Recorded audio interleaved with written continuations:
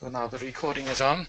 So I want to welcome you to this series of webinars from the FooD-STA project. We had already two webinars. One was on functionality of sugars.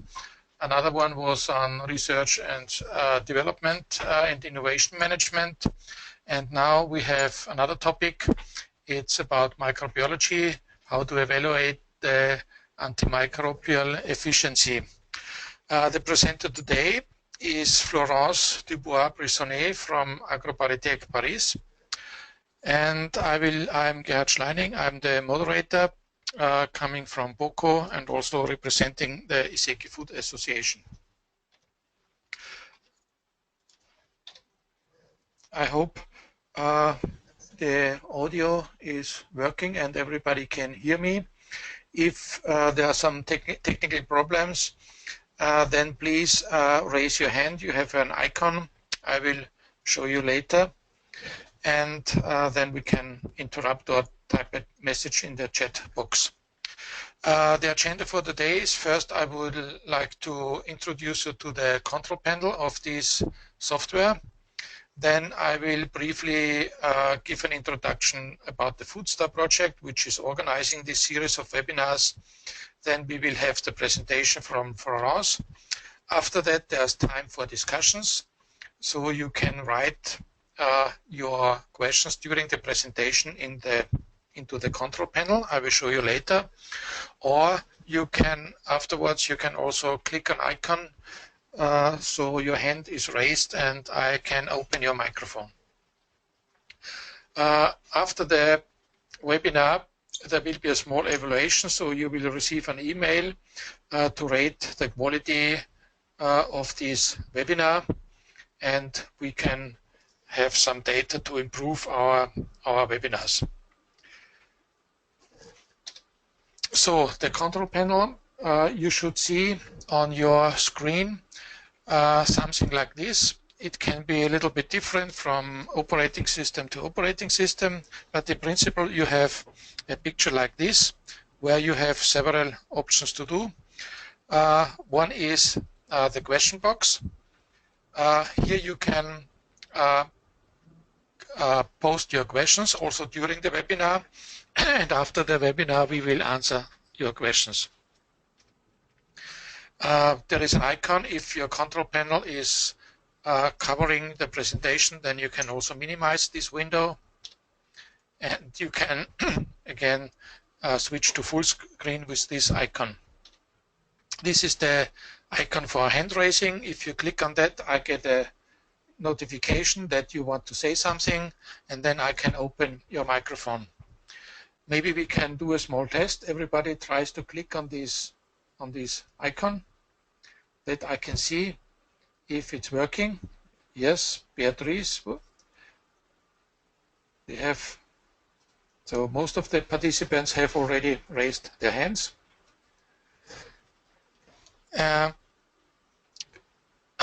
When we have the discussions, you have also an icon for your microphone. Usually the microphones, they are muted during the presentations to avoid background noise. But in the discussion, I can open the microphones and you can unmute your you can mute your microphone by yourself when you're not speaking, also to avoid background noise. I will also inform you that this session will be recorded. Here it's written it's not recorded. It was the previous presentation, but this one will be recorded again. And you can also review this presentation afterwards. And also people who had no chance to participate can review this presentation. Is there any questions from your side about the organization? Then you can raise the hand. So I don't see any hand raised, so I can continue giving you some information about the FooD-STA project. This is an Erasmus Plus project, a Knowledge Alliance project running from 2015 to 2017. And with this project, we want to bring together or to involve better the industry in food study programs.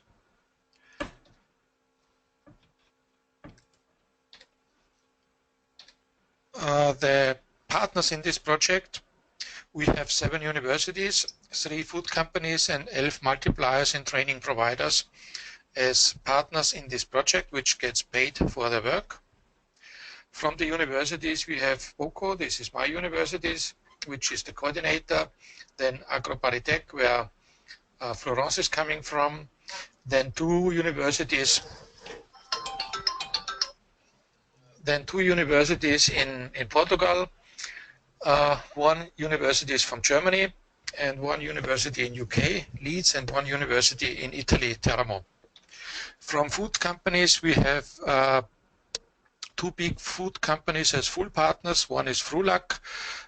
They are producing fruit preparations mainly. They have sites in different countries and also in Africa, as far as I know. And we have GP Foods.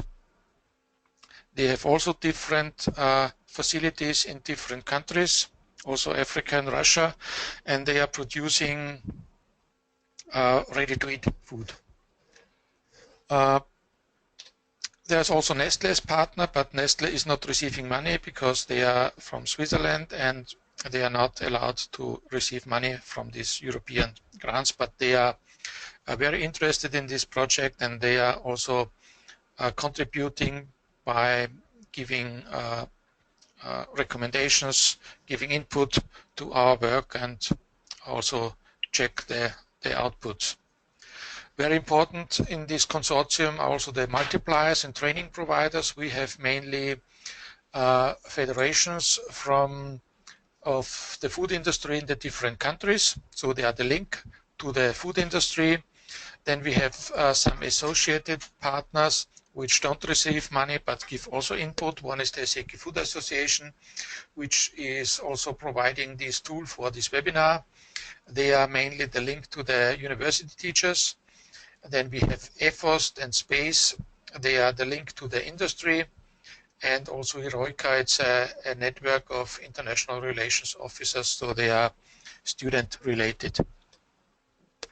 The vision of this project is that we have, on the one side, we have the universities educating students. On the other side, we have the food industry. They will employ the students. And usually there is, in many countries, there is a more or less big or smaller gap between universities and food industry. And our vision is to close this gap and bring together universities and food industry. On the one side, also involve the food industry in the education, in higher education, but also in continuing education. On the other side, also to involve university teachers in the food industry to see how the reality is going on, and so they can also include their experiences in the food industry in their teaching. One major outcome to keep these project sustainable is the creation of the so-called FooD-STA Center. This is an independent platform with physical hubs in different regions where the industry and the universities can work together closely in these different areas. About the webinars, if you have any suggestions for any topic, so you can send just an email to this email address, office@foodsta.eu, and we can consider this when we are planning future webinars. Do you have any questions about this project? Then maybe you can raise your hands now. So there are no hands. So then we can continue with the topic of today. Our presenter is Florence Dubois-Brissonet. I hope I spell it correctly. She is from the Department of Food Science and Technology of AgroParisTech in Paris. She is the professor of microbiology and food safety, and she was on this department also before until 1992, and from 1992 and from 2012 she is now full professor. About her research, She has a research team on bioadhesion, biofilms, and hygiene of materials, which is part of the Michalis research joint units together with INRA. And she coordinates research programs on the adaptation and persistence of foodborne pathogens in food processing environments. Her expertise is especially on the membranes of microorganisms to characterize the properties and so on. And she is also working on the biofilms and mechanisms to detect or to get information on the resistance of disinfectants and also antimicrobial compounds. She is also involved in teaching. She is co-director of a master's degree on food safety risk analysis and also involved in several other graduate programs. I hope I did not forget anything. You can add anything you want, Florence. And now I would like to make you presenter and to start with your presentation. So just a moment. I have to make you now the presenter. So.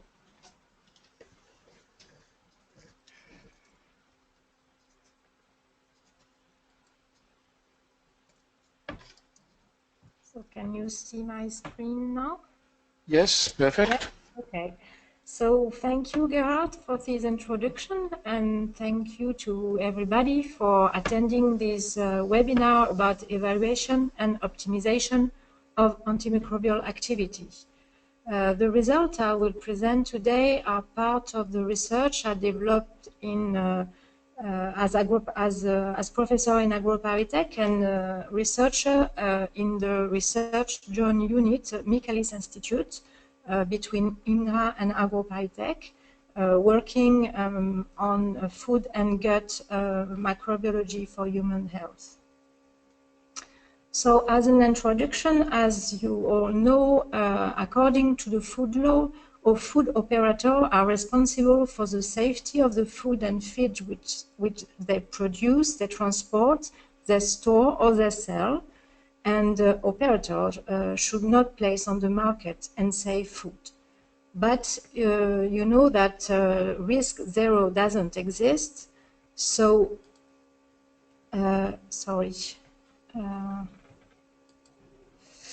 doesn't exist. So there are many outbreaks all over the world. And for example, in Europe in 2015, there were more than 5,000 foodborne outbreaks and more than 40,000 human cases. So what are the causes of these outbreaks? There are mainly contamination of raw materials, contamination of equipment, contamination by staff, but also mistake during food preparation or problems of preservation. And most of the case, there are not only one cause, there are 2 or 3 causes together. But for the 2 causes, food preservation and cleaning and disinfection of equipment, the antimicrobial can help because these antimicrobial can prevent microorganism growth, so they can limit the increase of the initial level of contamination, and also they can inactivate microorganism, so they can decrease the initial level of contamination. For both activity of antimicrobial, we can characterize this activity by determining whether minimum inhibitory concentration for inhibitory activity, whether minimum bactericidal concentration for bactericidal activity. And sometimes both, one antimicrobial can do both of these activity depending on the concentration. So it's really important to evaluate really sharply these activities. European regulation gives the list of the compounds that can be used in food as preservative or as disinfectant on surfaces. For food preservatives, they inhibit growth, notably pathogenic microorganism growth, and they are part of the formulation of the product. For disinfectant on surfaces, they are rinsed from the surface after use, so it's generally not the same type of product. For preservative in food, there is a list, depending on the project, of the allowed product you can put in the specific product. For example, here in can and bottle fruit and vegetable, you can add, for example, lactic acid.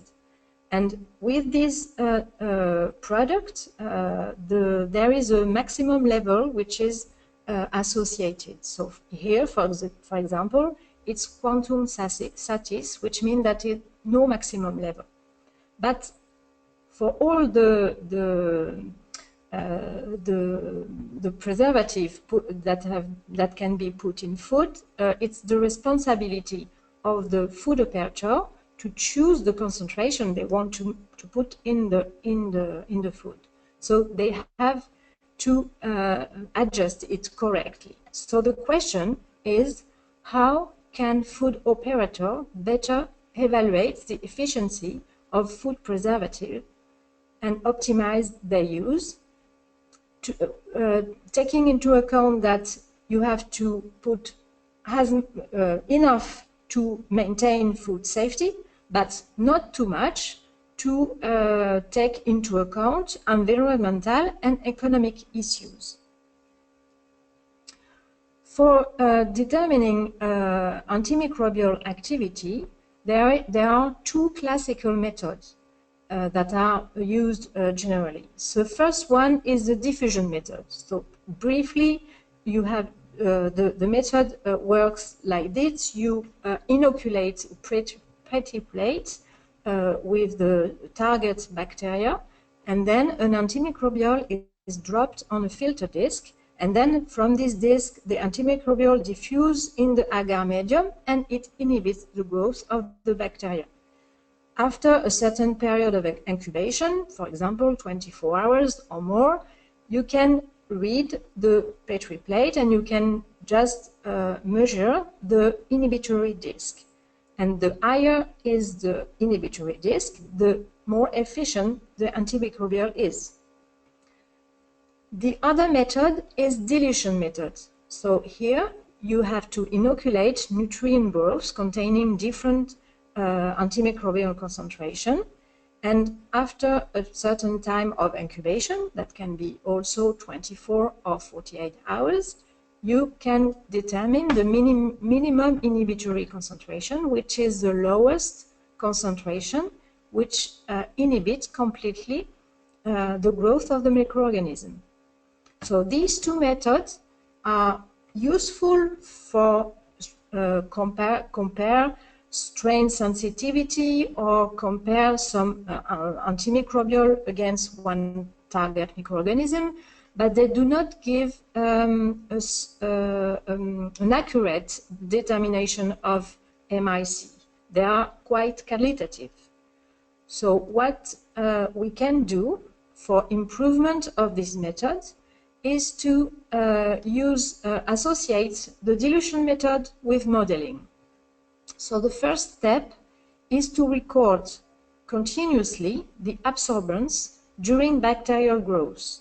So that is quite simple with an automatic absorbance microplate reader, because you have a plate with, for example, 200 wells where you can put some several concentration of antimicrobial, and then the absorbance is recorded, and then the growth of microorganism can be followed over time. So for each concentration of antimicrobial, you have one curve of growth. The second step then is to model this growth as a function of time in order to determine the growth rate for each antimicrobial concentration. for that, you can use several models that are available in the literature. And for example, we use the Gompers model. So for one curve, one antimicrobial concentration, you have one growth rate. Then the third step is to model the impact of antimicrobial concentration on the growth rate. So for that, we use a secondary model, which is a Lambert-Pearson model. And from here, you have the curve of the growth rate depending according to the concentration. And then this model will give two parameters that characterize the bacteriostatic activity of the antimicrobial compounds. Of course, it gives the MIC, the minimum inhibitory concentration, but here the MIC is given with an interval of confidence. So it's a better determination than if you do not modelize the results. And above all, the advantage of using this model is to have here the non-inhibitory concentration. This is the lowest concentration that induce a decrease of the growth rates. So it's important to know this value, because below this value there is no interest in putting antimicrobial in a food project, because it will not have an effect on the growth rates. So it's really important to know it. So from that modeling, you can have several profiles depending on the antimicrobial you use. And then, depending on the profile, you can also choose the best antimicrobial according to the context. For example, this antimicrobial here is efficient for the low concentration, and there is no shoulder. But for alpha-terpineol, for example, here there is a shoulder, and then the compound is active. So depending on the use, it can be interesting to prefer the one or another. For example, we have studied some phytophenol as growth inhibitor for Salmonella typhimurium, and here you can see that all the curves are sigmoid shape, so quite the same shape with a non-inhibitory concentration and then an activity. But for some of the compounds like thymol and carvacrol, you can see that there is the difference between NIC and MIC is really small. So this could be a problem, because if you want to use this in food project, a slight error in the adjustment of the concentration may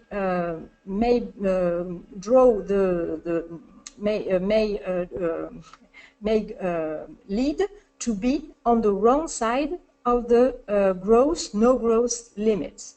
So it's much more difficult to adjust the concentration when the difference between both is really small.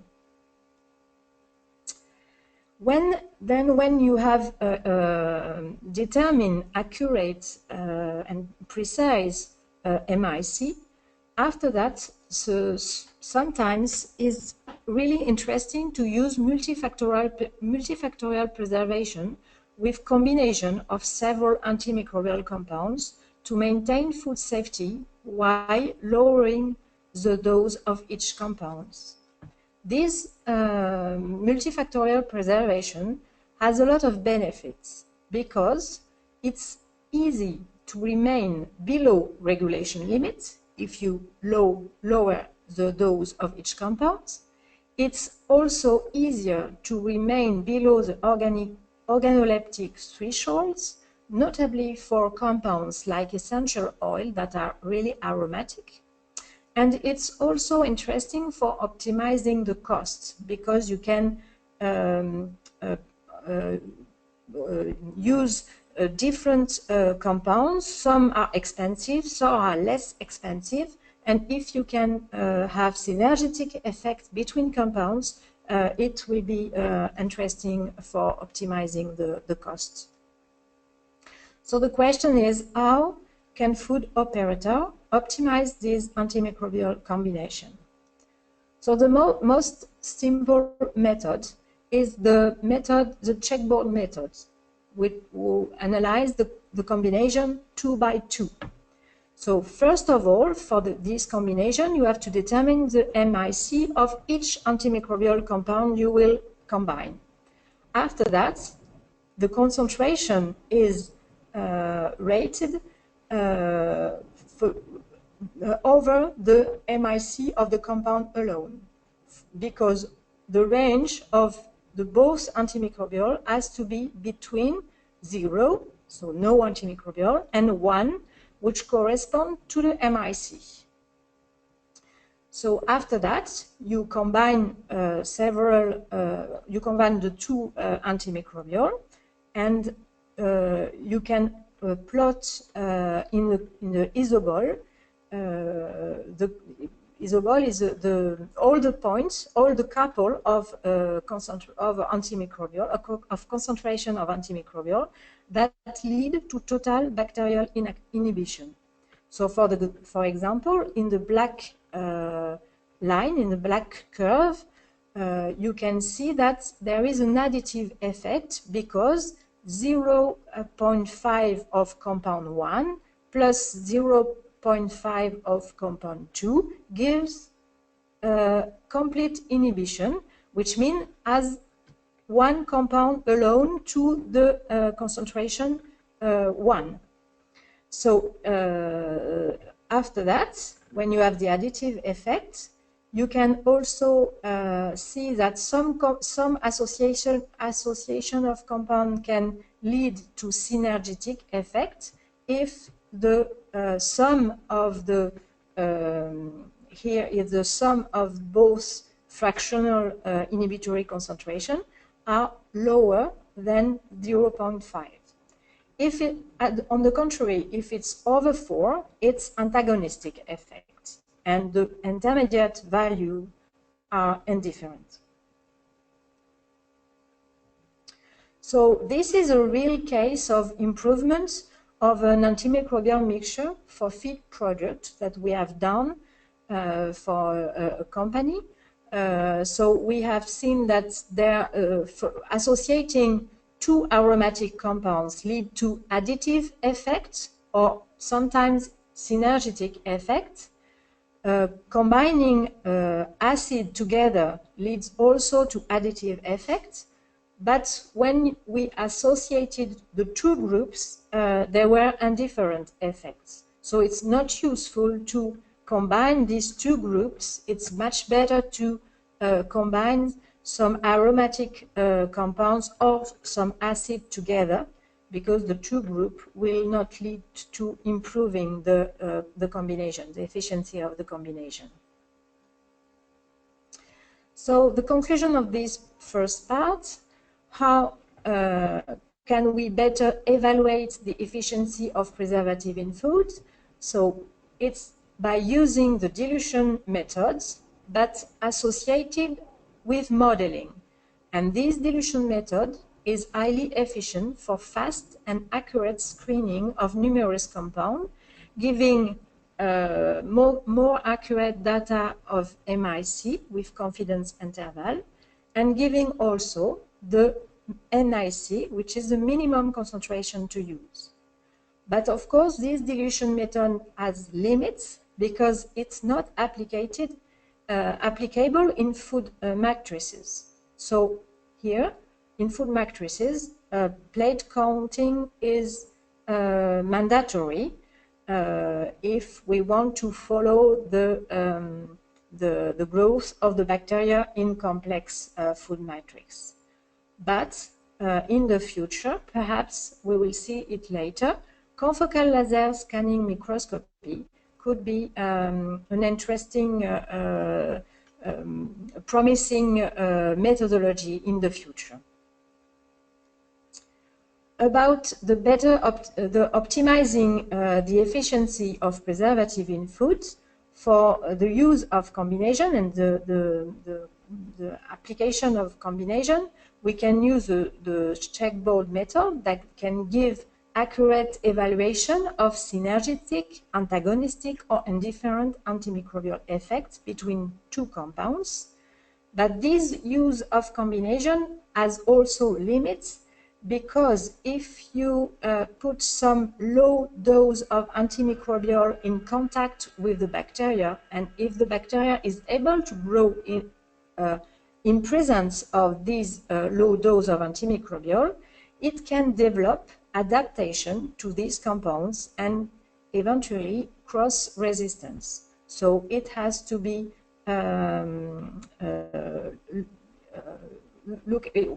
we must be aware of that. About disinfectant on surface, the question is, how can food operator better evaluate the efficiency of biocide on food contact surfaces? So what we know is that biofilm can settle on all food surfaces as soon as they are wet. So they can, here you have a stainless steel surface, and biofilm can grow on the surface. So the biofilm are consortium of microorganisms that are trapped in a matrix of organic polymer and adhering to the surface. And this matrix of polymer protects the bacteria against harsh environments and also against disinfectant treatments. So biofilm can be considered as bacterial fortress protected by this matrix. So if they are protected, they are a structure of resistance.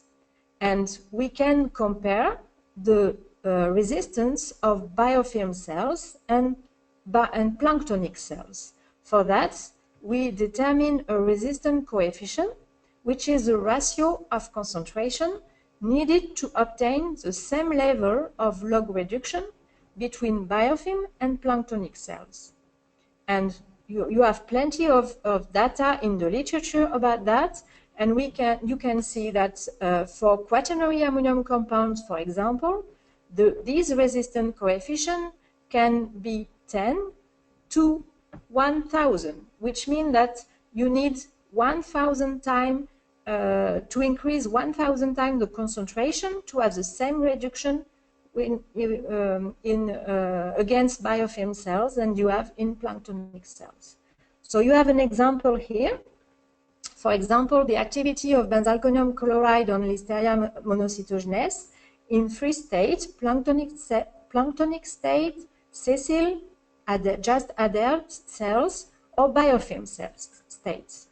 And you can see here that for the same concentration, you have 6 log of reduction for planktonic cells, you have about 4 reduction for adhered cells, and only 3 reduction of biofilm for biofilm cells. And you can see that even if you increase the time, they will have no more efficiency. So what we do in our lab is to evaluate the antimicrobial activity by real-time visualization.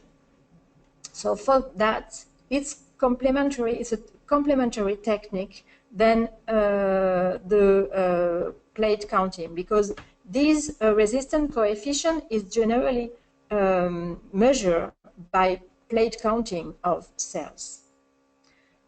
So for this real-time visualization, we form the biofilm in microplates.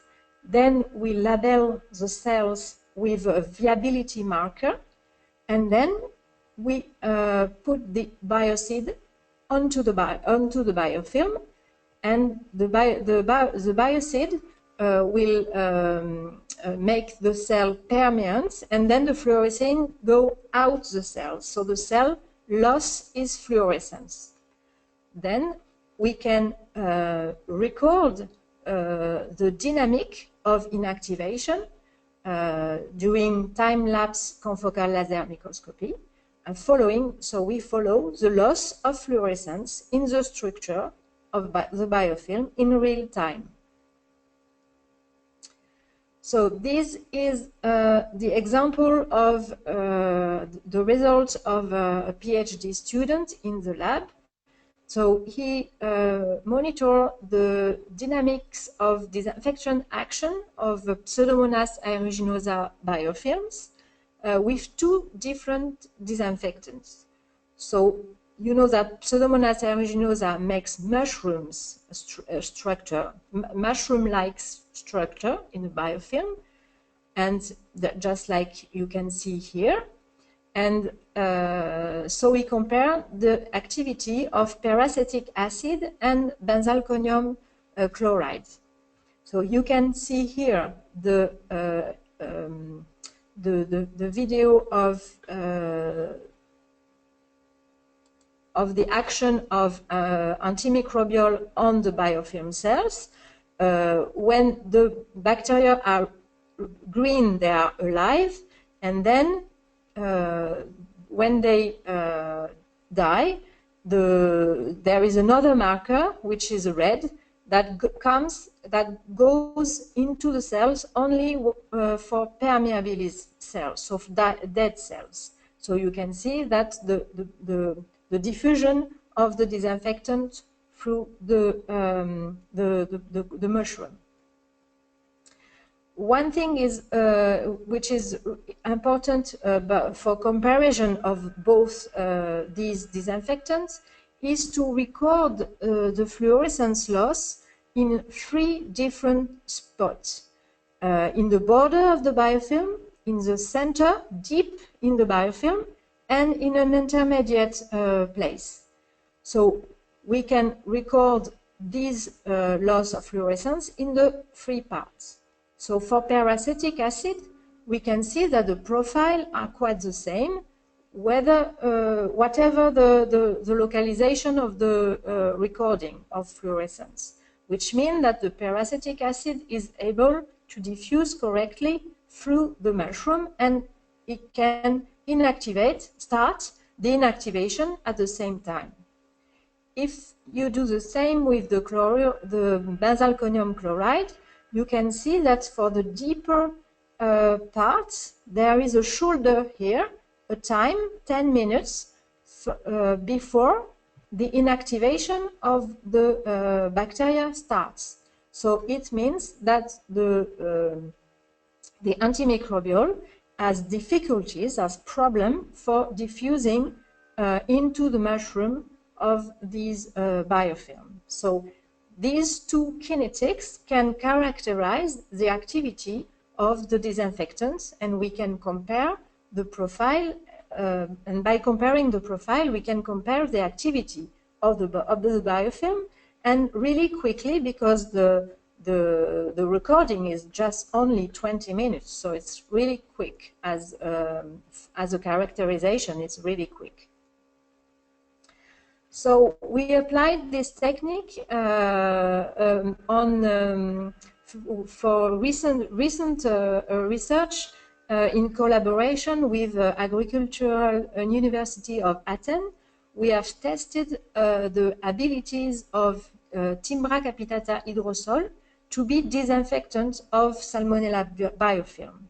So we compared the activity of this Timbra capitata hydrosol to the benzalkonium ammonium chloride, which is a classical disinfectant.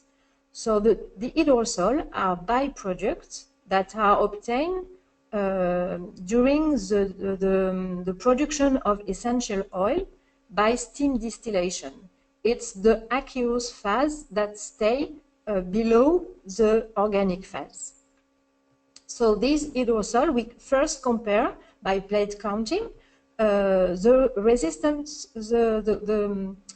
we determine by plate counting the resistance coefficient, which means is the concentration, the ratio of concentration that permits the same log reduction.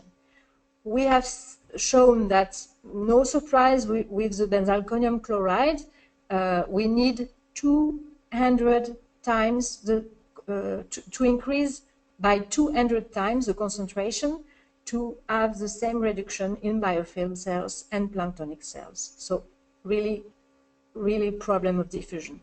But for hydrosol, we had only 1.6 as a resistant coefficient, which means that hydrosol is nearly as efficient on biofilm than on planktonic cells. So it's really interesting. So this is a global technique, but we also have applied the same kinetic that we have done previously with benzalkonium chloride and peracetic acid. And we have seen that here, in different parts of the biofilm, the hydrosol was able to diffuse correctly whatever the localization of the cells. So there is no shoulder, no difference between the border and the center of the biofilm, the Salmonella biofilm. So these results show that the Timbra capitata hydrosol are really interesting as disinfectant. And the hypothesis to explain the high antimicrobial activity is that because these hydrosol contain a large amount of carvacrol, which is an antibacterial known compound, and this carvacrol is associated with other compounds that can be also antimicrobial and can perhaps act as with synergetic effect. And also what is really important here compared to essential oil is that this hydrosol is water soluble. So it can diffuse quite correctly into the biofilm because of these abilities. So in conclusion of this second part, we have seen that microscopic techniques are very interesting tools to evaluate the heterogeneity of bacterial resistance within the biofilm structure. So together with the global activity by plate counting, microscopic technique by confocal laser microscopy can give information about the heterogeneity, notably when biofilm are grown as a mushroom. It's quite important to see where the disinfectant can diffuse and where it cannot diffuse. The limits of this technique is, of course, to find an adequate labeling, because sometimes with some disinfectant, there are some interaction between the biocide and the marker. So we have to choose the good marker in adequation with the biocide. And of course, you have to access to a confocal laser microscopy, but it's this limit can be bypassed quite easily because there is a lot of microscopic platform where it's possible to run slot allocation. And the next challenge now is to apply this microscopic technique for the evaluation of antimicrobial activity in food matrices. So for food preservatives, as I said before, for food preservative, we have methods that can are very accurate for broth medium, but for food matrix it's much more complicated. We can apply this technique I presented in the biofilm in food matrices, and this will be really interesting because we will have the evaluation of the antimicrobial activity very fast, because the technique of inactivation can be quite easy and fast. So thank you for your attention, and I'm available to answer your questions, whether now or whether by email later if you want. Thank you. Thank you very much, Florence, for this interesting presentation, I guess, for many of us. Maybe there are some questions now from the participants, I could guess. So I think I liked very much these pictures you showed us for the visualization of this biofilm growth. Was this developed in your department, or? it's a methodology that is used also in Montana, in the Biofilm Center in Montana. They developed it for gram-positive bacteria, and we use it for example, for Pseudomonas. It was newly developed in our lab, but it's now used in a lot of labs in the world. We have a question now from Beatriz Martinez from Spain. I will open her microphone so maybe she can directly ask the question. Beatriz, can you hear us?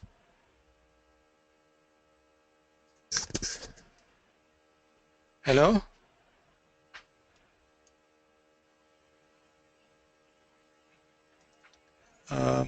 She posted also a question in this question box. Can you hear me now?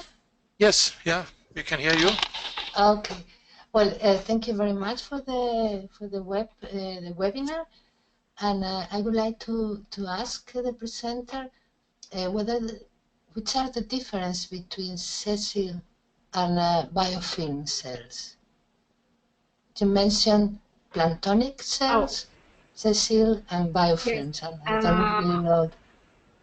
Yes, it's the difference in the paper I present was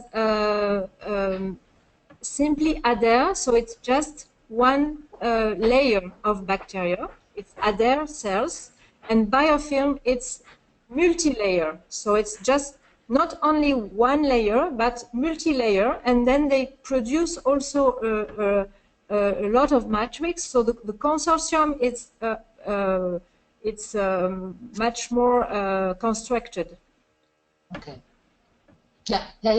That I understand. And is it possible to differentiate them? I mean, if you want to count how many cells you have. By counting, it's not possible it's possible to know if you have a biofilm or not, if it's multi-layer or not, if you observe them by microscopy. Then you can just make the difference. But by counting, you can't. You can't make the difference between the two. Yeah, okay. Thank you very much. Is there any other questions?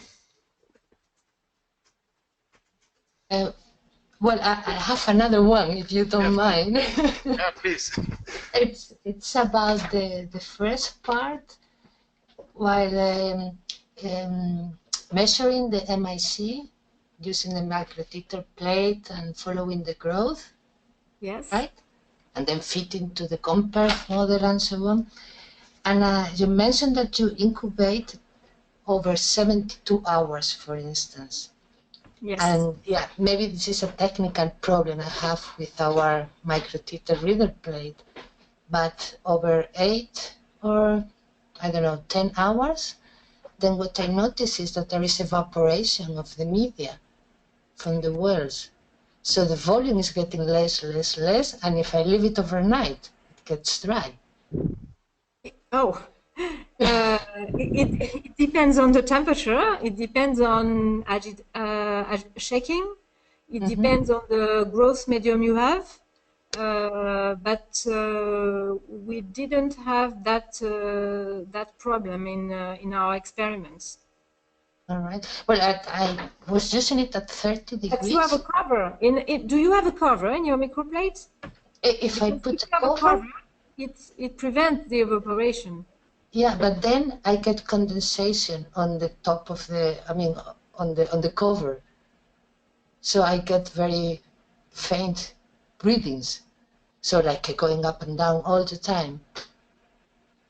And that's because there is some condensation, there's water drops. Yeah, what temperature do you use that? 30 degrees. That is not very high. No, it's not. We have done experiment at that temperature with no problem, but yeah. So there must be. It's a very old microtiter reader plate, but I was never able to do it. And to fit to the comperf, the question, is it necessary to really grow so long? Oh, yes, because we have compared the MIC at 24 hours, because a lot of literature are stopping the experiment at 24 hours. So we compared the results between 24 hours, 48 hours, and 48 hours. So there is no difference between 48 and 72 hours. But in our condition, it was not enough. 24 hours were not enough, because with the highest concentration of antimicrobial, sometimes the lag phase is very long, and then after that you have the growth begin. So sometimes it's you have to wait after 24 hours. All right. But the MSC determination depends on the condition. So it depends really on the bacteria, the growth medium, the temperature, the checking, and so it's it depends on all the condition. Yeah, definitely. Thank you.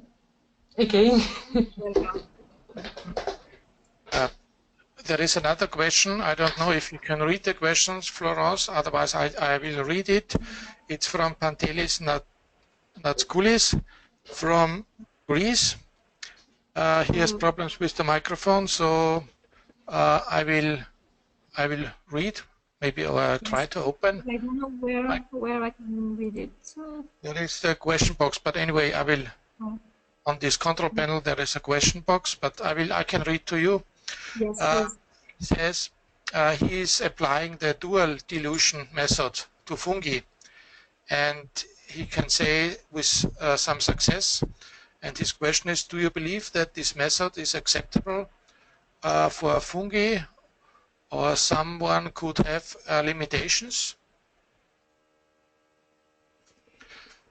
He says also, I have to work with semi-solid substrates and microtetrate plates in order not the spores goes to bottom.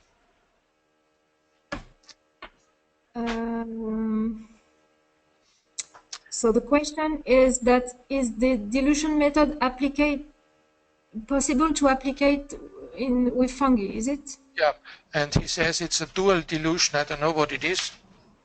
Dual dilution, I'm not a microbiologist. Yes, yes, he makes dual dilution on the microplate, yes. It's. And what is the question?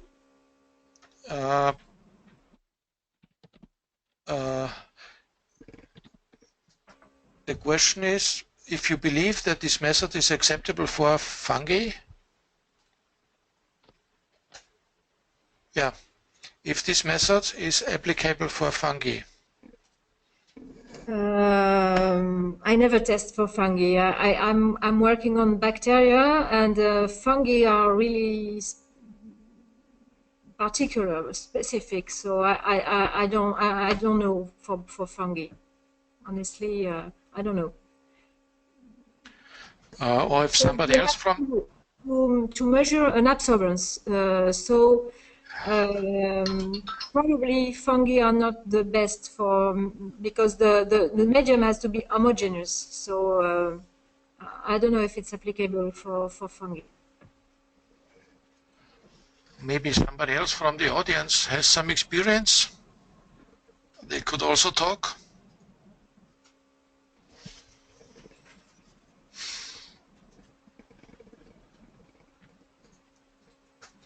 Is there any further questions? I also want to mention that the PDF of this presentation you can also download now. It's in the handouts. In the control box you have handouts, and I put it there so you can download it now, and we will also upload later with the recording on the FooD-STA website for the webinars. So if there is no further questions, Pantelis says thank you. Thank you for the webinar. Is from the Agricultural University of Athens. Okay, if there are no further questions, then I would like again to thank you for the presentation and the question, and also for the audience for their contributions. And hopefully we will see us again in future webinars. And if somebody has an idea or a topic, or also wants to present something of his research, then you're welcome to write to the email office at FooD-STA.eu, and we can get in contact and arrange also webinars on further topics.